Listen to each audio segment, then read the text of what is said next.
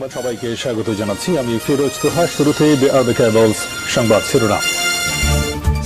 বাংলাদেশের সর্বশেষ গুরুত্বপূর্ণ আপডেট সংবাদে আপনাকে স্বাগত। শুরুতেই সংবাদ শিরোনাম, পরে বিস্তারিত। শুরুতেই জানিয়ে দিব, শেখ হাসিনার বিচারের দাবিতে ঢাবি উত্তাল। হাসিনার পুনর্বাসনের চেষ্টা এবং ছাত্র জনতার বিপ্লবকে নস্যাৎ করতে ষড়যন্ত্র চলছে এমন আশঙ্কায় আগামী 15 আগস্ট রাজপথে থাকার ঘোষণা দিয়েছেন বৈষম্য বিরোধী ছাত্র আন্দোলনের শিক্ষার্থীরা। আজ ঢাকা বিশ্ববিদ্যালয়ের ঢাবির করা বিক্ষোভ কর্মসূচি থেকে শিক্ষার্থীরা আন্তর্জাতিক অপরাধ ট্রাইব্যুনালে শেখ হাসিনা এবং তার সহযোগীদের বিচার নিশ্চিতের দাবি জানিয়েছেন। এরপর জানিয়ে দিব, আপিল বিভাগে 4 বিচারপতি নিয়োগ। বৈষম্য বিরোধী ছাত্র আন্দোলনের ছাত্র জনতার দাবির মুখে আপিল বিভাগের সিংহভাগ বিচারপতি পদত্যাগ করায় সেই শূন্যস্থান পূরণে 4 জন বিচারপতি নিয়োগ দিয়েছে রাষ্ট্রপতি। এরপর জানিয়ে দিব, ভারতে অনুপ্রবেশের চেষ্টার সময় 11 জন বাংলাদেশি গ্রেপ্তার। সীমান্ত অতিক্রম করে ভারতে অনুপ্রবেশ করার সময় 11 জন বাংলাদেশিকে আটক করেছে ভারতের সীমান্তরক্ষী বাহিনী বিএসএফ। আওয়ামী লীগ সরকারের পতনের পর ভারতে পালিয়ে যাচ্ছিলেন তারা। সোমবার ভারতীয় সংবাদ মাধ্যম এনডিটিভির এক প্রতিবেদনে সব তথ্য জানা গেছে।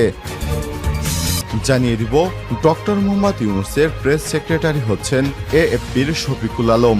অন্তর্বর্তীকালীন সরকারের প্রধান উপদেষ্টা নোবেল বিজয়ী অর্থনীতিবিদ ডক্টর মোহাম্মদ ইউনূসের প্রেস সেক্রেটারি হচ্ছেন বার্তা সংস্থা এএফপির ব্যুরো চিফ শফিকুল আলম। এবারে জানাবো, ব্যাংকের বাইরে 2,70,000 কোটি টাকা দুর্নীতির অর্থ ফিরে আনতে হবে।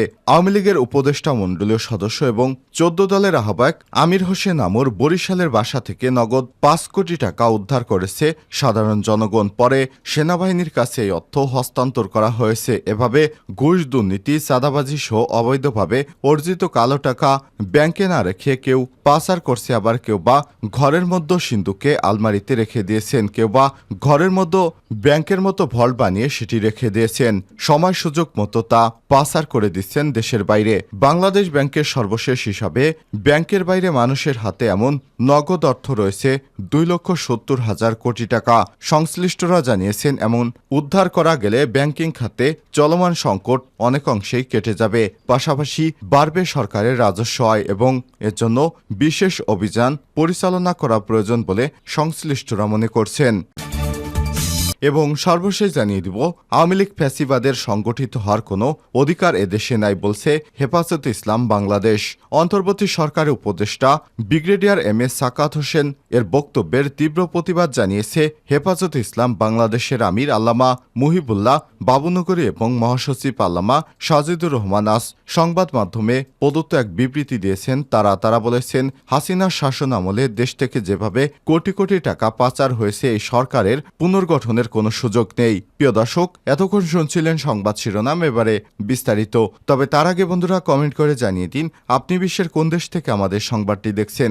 এই ভিডিওটিতে একটি লাইক দিয়ে দিন বন্ধুরা। আর এই চ্যানেলে আপনি নতুন হয়ে থাকলে সংবাদটি দেখতে দেখতে চ্যানেলটি সাবস্ক্রাইব করে রাখুন, যাতে করে আমাদের পরবর্তী লেটেস্ট আপডেট সংবাদগুলো সবার আগে আপনার কাছে পৌঁছে যায়। এবারে বিস্তারিত।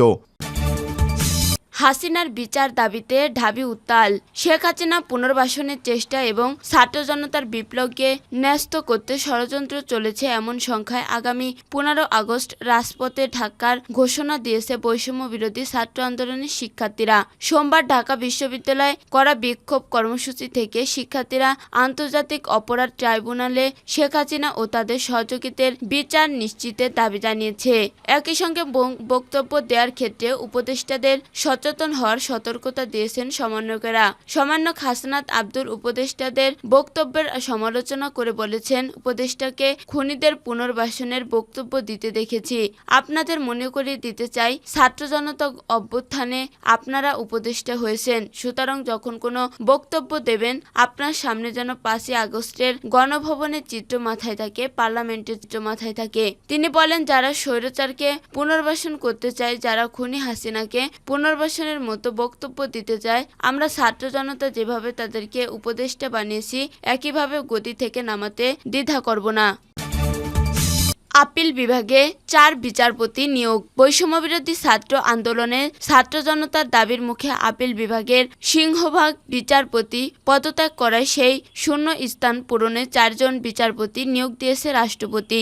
সোমবার 12 আগস্ট রাতে রাষ্ট্রপতির আদেশক্রমে আইন ও বিচার বিভাগের সচিব মোহাম্মদ গোলাম সারোয়ার স্বাক্ষরিত এক প্রজ্ঞাপনে এই নিয়োগ দেওয়া হয়। হাইকোর্ট বিভাগ থেকে আপিল বিভাগে নিয়োগ পাওয়া 4 জন বিচারপতি হলেন বিচারপতি জোবায়ের রহমান চৌধুরী, বিচারপতি সৈয়দ মোহাম্মদ জিয়াউল করিম, বিচারপতি মোহাম্মদ রেজাউল হক ও বিচারপতি এস.এম. ইমদাদুল হক। প্রজ্ঞাপনে বলা হয়, মহামান্য রাষ্ট্রপতি গণপ্রজাতন্ত্রী বাংলাদেশ সংবিধান এর 95(1) অনুচ্ছেদে প্রদত্ত ক্ষমতা বলে বাংলাদেশ সুপ্রিম কোর্ট হাইকোর্ট বিভাগের কর্মরত নিম্ন বর্ণিত 4 বিচারককে তাহাদের শপথ গ্রহণের তারিখ হইতে বাংলাদেশ সুপ্রিম কোর্ট আপিল বিভাগকে বিচারক নিয়োগ দান করেছেন। বিচারপতি নিয়োগ দিয়ে সংবিধানের 95(1) বলা হয়েছে, প্রধান বিচারপতি রাষ্ট্রপতি কর্তৃক নিযুক্ত হইবে এবং প্রধান বিচারপতির সঙ্গে পরামর্শ করে রাষ্ট্রপতি অন্য বিচারপতিকে নিয়োগ দান করবেন। 95(2) অনুসারে কোনো ব্যক্তি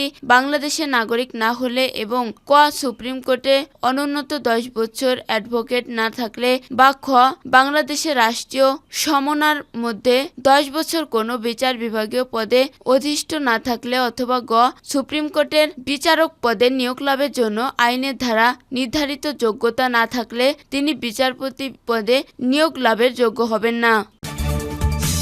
ভারতে অনুপ্রবেশের চেষ্টার সময় 11 বাংলাদেশি আটক। সীমান্ত অতিক্রম করে ভারতে অনুপ্রবেশের চেষ্টার সময় 11 জন বাংলাদেশিকে আটক করেছে ভারতের সীমান্ত রক্ষী বাহিনী বিএসএফ। আওয়ামী লীগ সরকারের পতনের পর ভারতে পালিয়ে যাচ্ছিলেন তারা। সোমবার ভারতীয় সীমান্ত রক্ষী বাহিনীর কর্মকর্তারা এই তথ্য জানিয়েছে বলে ফরাসি বার্তা সংস্থা এএফপির প্রতিবেদনে জানানো হয়। বিএসএফ বলেছে, ভারতে প্রবেশের অনুমতি চেয়ে আরও শত শত বাংলাদেশি নাগরিক সীমান্তে অপেক্ষা করছেন। অনেকে সীমান্ত পেরিয়ে পশ্চিমবঙ্গে অনুপ্রবেশের চেষ্টা করছে। বিএসএফ এর উপমহাপরিদর্শক অমিত কুমার ত্যাগী এএফপিকে বলেছে, এখনো সীমান্ত পার হওয়ার জন্য কয়েকশো বাংলাদেশি নাগরিক নো ম্যানেজ ল্যান্ডে অপেক্ষা করছেন। এদিকে সোমবার আসামের মুখ্যমন্ত্রী হেমন্ত বিশ্ব শর্মা সামাজিক যোগাযোগ মাধ্যম এক্সে দেওয়া এক পোস্টে বলেছেন, গতকাল রাত 1:30টার দিকে 4 বাংলাদেশি নাগরিক ভারত বাংলাদেশ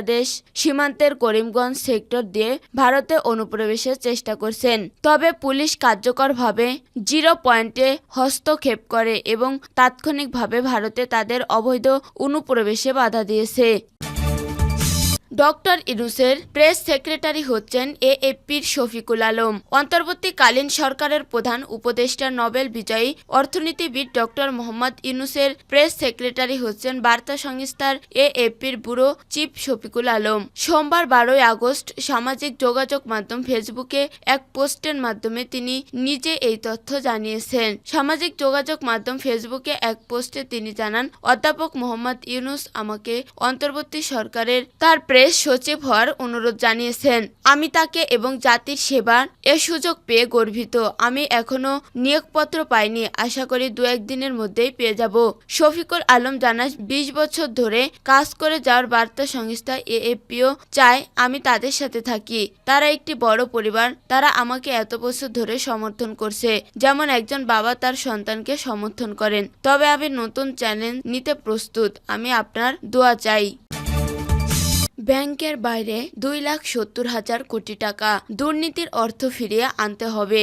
আওয়ামী লীগের উপদেষ্টা মণ্ডলীর সদস্য ও 14 দলের আহ্বায়ক আমির হোসেন আমর বরিশাল বাসা থেকে নগদ 5 কোটি টাকা উদ্ধার করেছে সাধারণ জনগণ। পরে সেনাবাহিনীর কাছে এ অর্থ হস্তান্তর করা হয়। এভাবে ঘুষ, দুর্নীতি, চাঁদাবাজি সহ অবৈধভাবে অর্জিত কালো টাকা ব্যাংকে না রেখে কেউ পাচার করেছে, আবার কেউ বা ঘরের মধ্যে সিন্ধুকে আলমারিতে রেখেছে, কেউ বা ঘরের মধ্যে ব্যাংকের মতো বল্ট বানিয়ে রেখে দিয়েছে। সময় সুযোগ মতো তা পাচার করে দিচ্ছে। বাংলাদেশ ব্যাংকের সর্বশেষ হিসেবে ব্যাংকের বাইরে মানুষের হাতে এমন অর্থ রয়েছে 2,70,000 কোটি টাকা।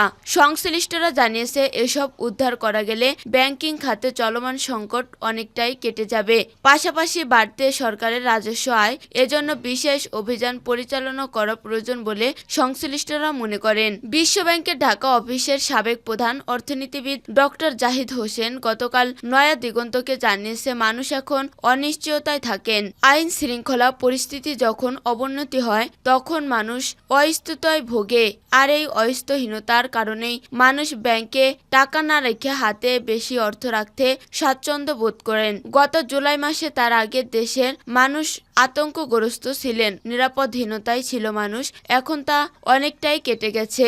আইন শৃঙ্খলা পরিস্থিতি উন্নতি হতে শুরু করেছে, নিরাপদে বাড়ি ফেরার ভরসা পাচ্ছে।